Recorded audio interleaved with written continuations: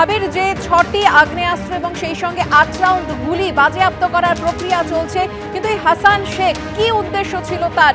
বিহার থেকে এই রাজ্যে কি অস্ত্র পাচারের ছক কষেছিল সে? কি জানা যাচ্ছে? দেখো, তো সব থেকে তাৎপর্যপূর্ণ বিষয় হচ্ছে যে সময়ে ধরা হয়েছে হাসান শেখকে, ঠিক সেই সময় থেকেই দেখা যায় যে শিয়ালদা স্টেশনে ব্যস্ততা তুঙ্গে থাকে। অর্থাৎ এই যে ব্যক্তি, যে মালদার বাসিন্দা, সে নিজে বিহারে গিয়ে বিহার থেকে মালদা হয়ে সে কলকাতায় আসছিল কেন, সেই প্রশ্নের জবাব খুঁজছেন এসটিএফ এর আধিকারিকরা। কলকাতা পুলিশের এসটিএফ এর অফিসারদের আমরা দেখছি, এবং দেখা যাচ্ছে একেবারে শিয়ালদা স্টেশনে, এই ভরা শিয়ালদা স্টেশনের সামনে টেবিল পেতে কলকাতা পুলিশের এসটিএফ এর আধিকারিকরা যারা এখানে রয়েছেন তারা একের পর এক খামের মধ্যে সিজারের প্রক্রিয়া চালাচ্ছেন। এবং সন্দীপ সাধুকা দেখাচ্ছে ছবি, যে সেখানে একের পর এক, যেমন দেশি বন্দুক দেখে মনে করা হচ্ছে এবং ইম্প্রোভাইজ বন্দুক সেটাও দেখা যাচ্ছে, বা আগ্নেয়াস্ত্র সেটা দেখা যাচ্ছে, এবং এমনকি ম্যাগাজিনগুলোও রয়েছে। এবং এই যে আর্মসগুলো, সেই আর্মস নিয়ে এই যে ব্যক্তি, সে প্রথম কথা হচ্ছে কলকাতায় এসেছিল কেন, দ্বিতীয় কথা হচ্ছে যদি বিহার থেকে কলকাতাও আসতে হয় তাহলে মালদা হয়ে সে আসছে কেন, তাহলে কি আগ্নেয়াস্ত্র কারোর হাতে হ্যান্ডওভার করার পরিকল্পনা ছিল, নাকি অন্য কোনো ঘটনা ঘটানোর পরিকল্পনা ছিল, এই সব বিষয়গুলো তারা জানতে চান। এর আগে আমরা দেখেছি যে এই আগ্নেয়াস্ত্র উদ্ধারের ঘটনা বৈঠকখানা বাজার থেকে হয়েছে, সেখানে আগ্নেয়াস্ত্র বেশ কিছু উদ্ধার হয়।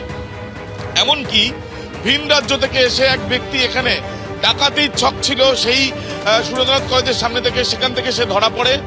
ধর্মতলা মোড়ে সেখান থেকে জাল নোট সহ ধরা পড়েছিল। সেই ক্ষেত্রে যে জায়গায় ধরা পড়েছিল সেখানে বসেই এসটিএফ এর আধিকারিকরা তারা সেখানে সিজারের প্রক্রিয়া চালিয়েছিলেন। কিন্তু এখন দেখার বিষয়, এই ব্যক্তি কি একাই আসছিল, নাকি এর সঙ্গে আরো বেশ কিছু ব্যক্তি ছিল, তারা এই ঘটনার পরে এখান থেকে পালিয়ে যায়, এই বিষয়গুলো তারা দেখতে চান, তারা জানতে চান, এবং সেই জন্য এই ব্যক্তিকে ইতিমধ্যে গ্রেপ্তার করা হয়েছে আমরা দেখতে পাচ্ছি, এবং অ্যারেস্ট মেমো তৈরি করা হচ্ছে। তার সাথে সাথে এখানে যে আগ্নেয়াস্ত্রগুলো উদ্ধার হয়েছে, সেই আগ্নেয়াস্ত্রগুলো যে ব্যাগ থেকে উদ্ধার হয়েছে, সেই ব্যাগটা থরলি চেক করা হয়েছে। এখন যেটা প্রশ্ন হচ্ছে সেটা হচ্ছে এই ভরা শিয়ালদা স্টেশন, যেখানে সন্দীপ সাধুকাকে একবার বলবো এই ডান দিকের ছবিটাও দেখানোর জন্য, প্রচুর মানুষ এখানে। এই যে মানুষ, এটা শুধুমাত্র আজকের জন্য নয়, প্রত্যেকটা দিন এই এরকমই ছবি থাকে সকাল থেকে শিয়ালদা স্টেশনে। এই ভরা শিয়ালদা স্টেশনে আগ্নেয়াস্ত্র নিয়ে, এতগুলো আগ্নেয়াস্ত্র নিয়ে এই ব্যক্তি আসছিল কেন, তার উদ্দেশ্য কি ছিল? সে বিহার থেকে কলকাতায় আসতে হলে সরাসরি আসতে পারতো, সে মালদা হয়ে এলো কেন? তাহলে কি কোনো না কোনোভাবে মালদাতে কারোর কাছ থেকে সেই আগ্নেয়াস্ত্রটা সে আগে থেকে নিয়েছে? কিন্তু তদন্তকারীরা যেটা মনে করছেন যেগুলো বিহারেই তৈরি হয়েছে, এমনটাই অনুমান প্রাথমিকভাবে দেখে যেটা মনে করা হচ্ছে। সেই বিষয়টা বিস্তারিত জানার জন্য তাকে জিজ্ঞাসাবাদের প্রয়োজনীয়তা রয়েছে। এই যে ব্যক্তি এখনো পর্যন্ত এসটিএফ এর যেখানে এই কাজ চলছে সেখানেই তাকে বসিয়ে রাখা হয়েছে, কিছুক্ষণ পরে তাকে লালবাজারে নিয়ে যাওয়া হবে। এবং চাঞ্চল্যকর বিষয় হচ্ছে যে এই যে পরিস্থিতি, এই যে গ্রেপ্তারি বা সিজারের প্রক্রিয়া চলছে, সেটা একেবারে শিয়ালদা স্টেশনের সামনে।